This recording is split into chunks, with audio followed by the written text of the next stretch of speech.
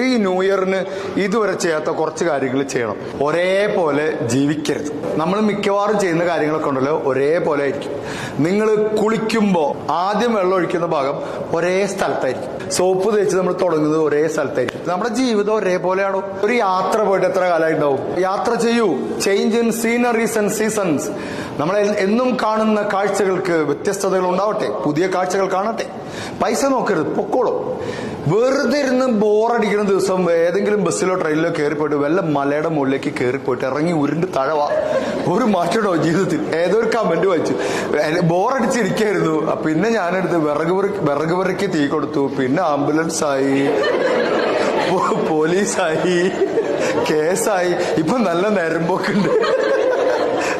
ഈ ന്യൂ ഇയറെങ്കിലും ഇതുവരെ മാറ്റിവെച്ച കുറെ കാര്യങ്ങൾ ചെയ്യും. ഹെയർ സ്റ്റൈൽ മാറ്റണം. എത്ര കാലമായി ഒരേപോലെ കണ്ട്.